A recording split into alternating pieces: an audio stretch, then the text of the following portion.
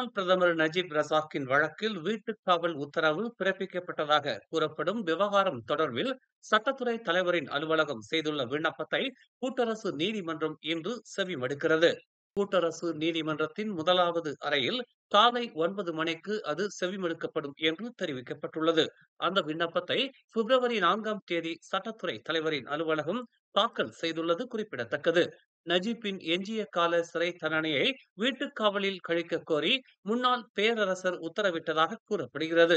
அப்படிப்பட்ட ஒரு உத்தரவு வெளியிடப்பட்டதா என்பதை உறுதிப்படுத்த கோரி மேல்முறையீட்டு நீதிமன்றத்தில் நஜீப் முறையீடு செய்திருந்தார். இதுகுறித்து தீர்மானிப்பதற்காக அவ்வழக்கை உயர்நீதிமன்றத்திற்கு மேல்முறையீட்டு நீதிமன்றம் January 6 அனுப்பி வைத்திருந்தது. அரச உத்தரவு பிறப்பிக்கப்பட்டுள்ளதா இல்லையா என்பதை அறிவிக்கும்படி நீதிமன்றத்தை நஜீப் கோரியிருந்தார். அதனை எதிர்த்து மேல்முறையீடு செய்ய அனுமதி கோரி சட்டத்துறை தலைவரின் அலுவலகம் விண்ணப்பத்தை தாக்கல் செய்துள்ளது. அந்த விண்ணப்பத்தை கூட்டரசு நீதிமன்றம் இன்று செவிமடுக்க உள்ளது. அந்நிய தொழிலாளர்களுக்கு முதலாளிமார்கள் சார்பில் 2 விழுக்காடு ஊழியர் சேம நிதியான EPF வழங்கப்பட வேண்டும் எனும் திட்டத்தை ஓராண்டுக்கு ஒத்திவைக்கும்படி தயாரிப்பு துறையினர் வலியுறுத்தியுள்ளனர். வர்த்தகம் தொடர்பான செலவினங்கள் அதிகரித்துள்ளன. வரும் ஜூலை மாதத்தில் மின்சார கட்டணம் 14.2 விழுக்காடு உயர்த்தப்பட உள்ளதால் தயாரிப்பு துறையினரின் நடவடிக்கை செலவினங்கள் மேலும் அதிகரிக்கும் என்பது திண்ணம் என்று மலேசிய பொருள் தயாரிப்பாளர்கள் சம்மேளனத்தின் தலைவர் சோ தியான் லாய் குறிப்பிட்டுள்ளார். இந்நிலையில் EPF பங்களிப்பு 2 விழுக்காடாக நிர்ணயிக்கப்பட்டால் தயாரிப்பு துறை மீதான சுமை மேலும் அதிகரிக்கும் என்றும், எனவே அத்திட்டத்தை ஓராண்டுக்கு ஒத்திவைக்கும்படி அரசாங்கத்தை தாங்கள் கேட்டுக் கொள்வதாகவும் அவர் தெரிவித்துள்ளார். மலேசிய தொழிலாளர்களுக்கும் நிரந்தர குடியிருப்பு வாசிகளுக்கும் தற்போதைய EPF பங்களிப்பு 11 விழுக்காடு என்பது குறிப்பிடத்தக்கது. அதே நேரத்தில் அவர்களுக்கு முதலாளிகளின் சார்பில் 12 முதல் 13 விழுக்காடு வரை அது வழங்கப்படுகிறது. கோலாலம்பூரில் இடமாற்றம் செய்யப்போவதாக கூறப்படும் இந்து ஆலயம் குறித்து கருத்து தெரிவித்த மத போதகர் ஃபிர்டாவுஸ் ஓங்கிற்கு கொலை மிரட்டல் விடுத்ததாக சந்தேகிக்கப்படும் நபரை போலீசார் கைது செய்துள்ளனர். புலன் விசாரணைக்காக அந்நபர் தடுத்து வைக்கப்பட்டிருப்பதாக பெட்டாலிஞ்சயா போலீஸ் தலைவர் ஷாருல் நிசாம் ஜஃபார் நேற்று தெரிவித்தார். ஆலய விவகாரம் குறித்து கருத்துக்களை வெளியிட்டதற்காக முகநூல் பக்கத்தில் தமக்கு கொலை மிரட்டல் விடுக்கப்பட்டுள்ளது என்று கூறி ஃபிர்டாவுஸ் போலீசில் புகார் தெரிவித்திருந்தார். தம்மை எங்கேயாவது கண்டால் கொன்று விடுவேன் என்று அந்நபர் 2 தடவை மிரட்டல் விடுத்துள்ளார் என்றும் அந்த மத போதகர் தெரிவித்துள்ளார். கோலாலம்பூரில் அமைந்திருக்கும் தேவி ஸ்ரீ பத்ரகாளி அம்மன் ஆலயத்தை இடமாற்றம் செய்துவிட்டு அங்கு பள்ளிவாசல் கட்டப்போவதாக கூறப்படும் விவகாரம் பெரிய சர்ச்சையாக உருவெடுத்துள்ளது. நோன்பு பெருநாளை முன்னிட்டு வெளியிடப்பட்டுள்ள மொத்தம் 2,61,116 KTMB ரயில் டிக்கெட்டுகளில் 1,78,148 டிக்கெட்டுகள் விற்கப்பட்டு விட்டதாக தெரிவிக்கப்பட்டுள்ளது.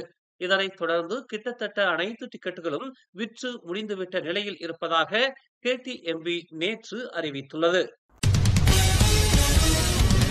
பக்காத்தான் ஹராப்பான் உடனான அம்னோவின் உறவு கடுமையான பிரச்சனைகளை எதிர்கொண்டால் பெர்சாத்து கட்சியுடன் இணைந்து செயல்படுவது குறித்து அம்னோ பரிசீலிக்கும் என்று அம்னோ தலைவர் ஒருவர் வெளிப்படையாக அறிவித்துள்ளார். பல விவகாரங்களில் கருத்து வேறுபாடுகள் நிலவி வந்தாலும் ஒற்றுமை அரசாங்கத்துடனான அம்னோவின் நடப்பு ஒத்துழைப்பு தொடர்ந்து நிலையாக இருந்து வருவதாக அக்கட்சியின் உச்சமன்ற உறுப்பினர் புவாட் ஜர்காசி தெரிவித்துள்ளார். பெர்சாத்து சற்று பொறுமை காக்க வேண்டும் என்றும், அம்னோவுக்கும் பக்காத்தான் ஹராப்பானுக்கும் இடையில் ஏதாவது பிரச்சனை எழுந்தால் மட்டுமே பெர்சாத்து உடனான ஒத்துழைப்பு சாத்தியம் குறித்து மறுபரிசீலனை செய்யப்படும் என்றும் அவர் குறிப்பிட்டுள்ளார். தற்போதைக்கு பக்காத்தான் ஹராப்பானுடன் இணைந்து பணியாற்றுவதில் அம்னோவுக்கு சௌகரியமாக உள்ளது. கட்சியின் பங்கு பாராட்டப்படுகிறது. மேலும் அம்னோவை அழிப்பதை நோக்கமாக கொண்டு முதுகில் குத்துவது எதுவும் நிகழவில்லை. கருத்து வேறுபாடுகள் இருந்தாலும் அவை கட்சியை ஓரம் கட்டும் அளவுக்கு குறிப்பிடத்தக்க நிலையில் இல்லை என்று FMT ஊடகத்திடம் அவர் தெரிவித்துள்ளார். கோத்தா டாமன்சாராவில் உள்ள ஒரு பேரங்காடியின் நகைக்கடையில் கொள்ளையிட்ட ஆடவன் சம்பவம் நிகழ்ந்த 12 மணி நேரத்தில் கைது செய்யப்பட்டான். உள்ளூரைச் சேர்ந்தவன் என்று நம்பப்படும் 32 வயதுடைய அந்த ஆடவன் கடந்த சனிக்கிழமை மாலை 4:56 மணிக்கு நிகழ்ந்த இக்கொள்ளை சம்பவத்தில் ஒரு துப்பாக்கியை பயன்படுத்தி இருக்கிறார் என்று ஸ்லாங்கூர் மாநில போலீஸ் தலைவர் டத்தோ ஹுசைன் ஒமார் கான் தெரிவித்தார். அங்கு காட்சிக்கு வைக்கப்பட்டிருந்த 7 தட்டுகளில் உள்ள நகைகளுடன் பேரங்காடிக்கு வெளியே காத்திருந்த காரில் ஏறி தப்பிவிட்டான். இதில் வெள்ளி 20 லட்சம் இழப்பு ஏற்பட்டிருக்கக்கூடும் என்று மதிப்பிடப்பட்டுள்ளது. கிடைத்த தகவலின்படி அவ்வாடவனை உலுஸ்லாங்கூர் புக்கிட் பெருந்தோங்கில் அதே நாளில் இரவு 10:15 மணிக்கு கைது செய்தனர். அவன் கொள்ளையிட்ட நகைகள் அனைத்தும் மீண்டும் கண்டுபிடிக்கப்பட்ட வேளையில் இச்சம்பவத்தில் ஈடுபட்ட அவனுடைய நண்பனும் அடையாளம் காணப்பட்டதாக அவர் கூறினார். மேலும் செய்திகளை தெரிந்து கொள்ள தமிழ் மலர் நாளிதழை பாருங்கள். உடனுக்குடன் செய்திகளை தெரிந்து கொள்ள தமிழ் மலர் இணையதளம், தமிழ் மலர் செயலி மற்றும் மலர் டிவி யூடியூப் சேனலை வலம் வாருங்கள். எங்களோடு இணைந்திருக்க மலர் டிவியை பதிவு செய்து கொள்ளுங்கள். உறவுகள் மகிழ்ந்திட விருப்பம் மற்றும் பகிர்வு சேவையை சொடுக்கிடுங்கள்.